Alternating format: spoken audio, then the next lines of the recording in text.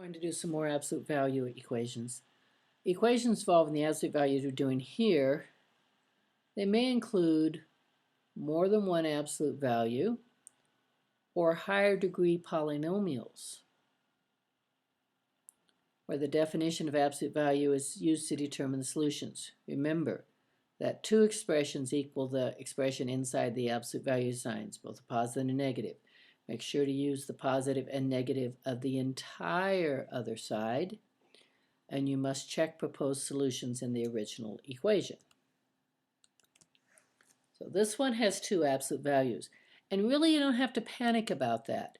Either 4x minus 3 equals the x minus 6, or x plus 6, or the 4x minus 3 equals negative of that entire x plus 6. This is where people ran into trouble. Negative of the whole thing, use parentheses. So for the first equation, 3x will equal 9, and x equals 3 is one proposed solution. 4x minus 3 equals negative x minus 6. So 5x equals negative 3, and x equals negative 3/5. This is the second proposed solution, but we do have to check them in the original. So I would have 12 minus 3, that absolute value, equals 3 plus 6, that absolute value. This would be 9, and 9, we're good. This one checks. And then the negative 3/5. So 4 times negative 3/5 is going to make it negative 12/5 minus 3 equals negative 3/5, the absolute value negative 3/5 plus 6. Well, this would be 15/5 and the 12, so it's negative 27/5, that absolute value. And the absolute value, this would be 6 would be 30/5, so it's 27/5, that absolute value. Those two absolute values will equal, so that one checks, and I get to keep both solutions.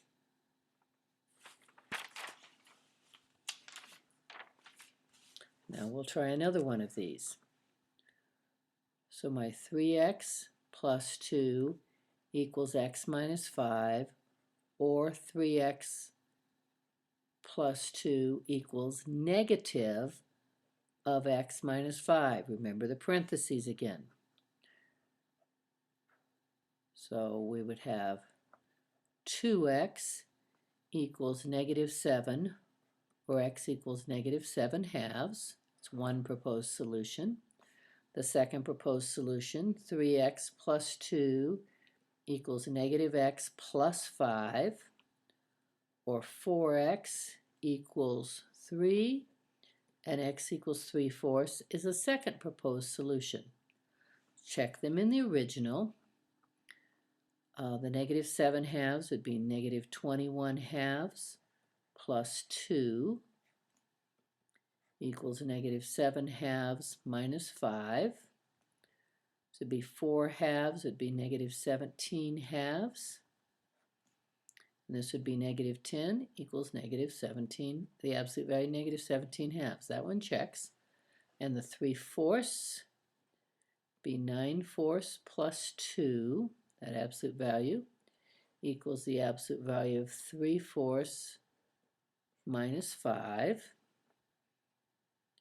9/4 is 2 1/4. This would be 4 1/4 equals the absolute value of negative 4 1/4. So those both check also. We can keep them.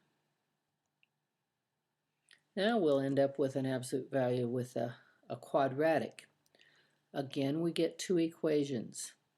Either my x squared minus 1 equals 1, or my x squared minus 1 equals negative 1.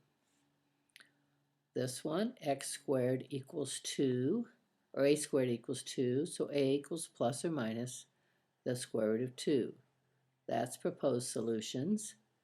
and a squared equals 0, so a equals 0. That's the second proposed solution. Checking that, either plus or minus the square root of 2 squared would be 2 minus 1. Does that absolute value equal 1? Yes. Here the 0. I'll have 0 minus the absolute value of 1 equals 1. That checks. So I get to keep both of these solutions.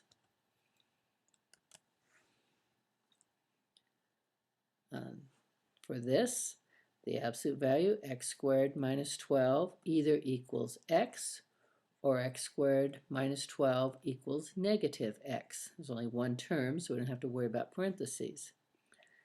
X squared minus x minus 12 equals 0. That factors to x minus 4 times x plus 3 equals 0. So x is 4, or x is negative 3. Well, here we'll have x squared plus x minus 12 equals 0. So that'll factor into x plus 4, and x minus 3 equals 0. So x equals negative 4, and x equals 3. And we need to check all of these solutions. 16 minus 12 equals 4. Absolute value 16 minus 12 is 4. That one checks. Let's check the negative 3. We would have 9 minus 12, that absolute value, equals negative 3. Oops, we can't have an absolute value equaling negative 3, so we have to throw out that answer. Oh, and that will automatically throw out this answer too. Let's check the 3. So 9 minus 12, the absolute value, 9 minus 12 is 3. That one checks.